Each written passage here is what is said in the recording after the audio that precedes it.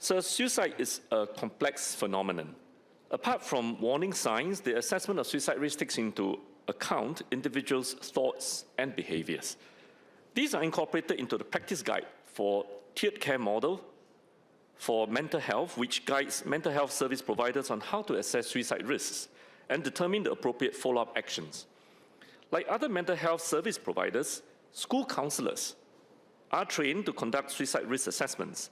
Students at imminent risks are directed to hospital emergency departments, while those with non-imminent risks are referred to the response, early intervention, and assessment in community mental health, or REACH teams, for further assessment and intervention. MOH and MOE do not currently track the data from school alert to first clinical contact. The National Mindline 1771 serves individuals of all age groups, including children and youth, by providing brief counseling and referrals to other mental health services where needed, including crisis response teams. Frontline personnel and volunteers in various sectors have access to basic mental health training to help identify individuals in psychological distress and refer them for further support. As of March 2025, about 140,000 frontliners have been trained. MOH will continue to work with relevant agencies to work on ensuring timely support of individuals with suicide risks. So I thank the SMS for sharing this issue with regards to suicide and the workflow. My concern, but to be honest, I want to express my thanks to the counsellors, the school educators, and of course everyone involved in this mental health space, because working with youth is really not easy. It's certainly complex and requires some dedication in that regard.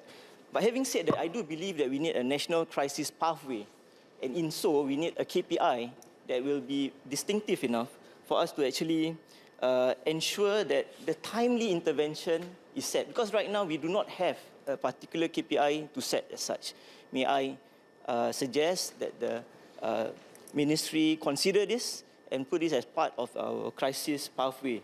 And having said that, will this pathway flowchart be issued and publicized so that it can be used across the different organizations, whether it's in schools, whether it be in the hospitals, whether it's whoever's doing the crisis intervention? We need to have the data properly be accessed when an imminent risk occurs. Thank you. And indeed, as he said, it is a complex issue and not something that, in my previous response to Member Vikram Nair as well, that it's not something you can force onto the youths. They have to be encouraged to come forward and be open about sharing and discussion.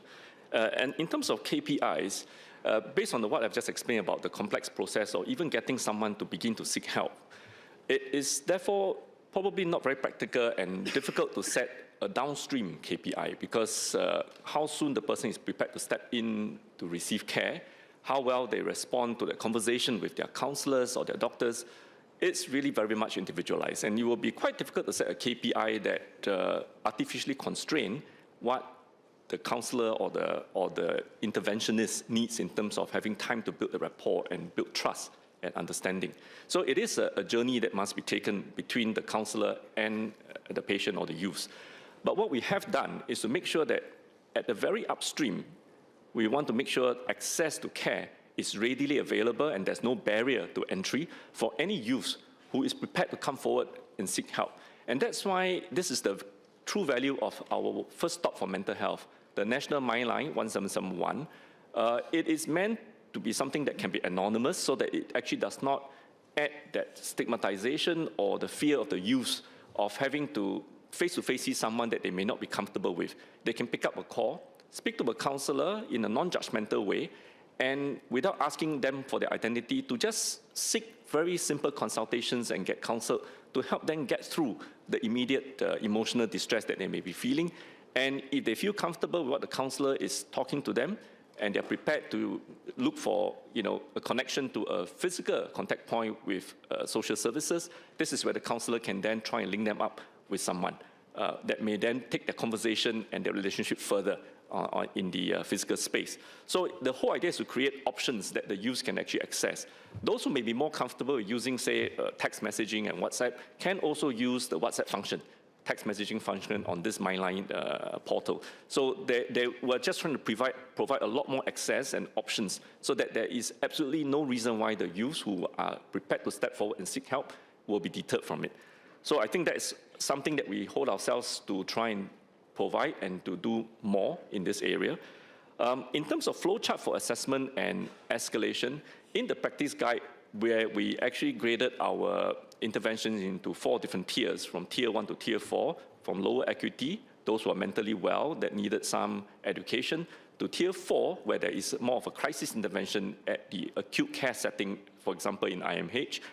This entire practice guide also includes a flowchart, as the member has asked for, that helps care providers, counsellors of different grades across the whole spectrum of mental health interventions to see at which point they need to escalate to the next level and to guide them on the appropriate pathway to take, including certain eligibility criteria, certain guides that they can follow, so that there is some degree of standardization and also forms as a basis for communication across different care providers.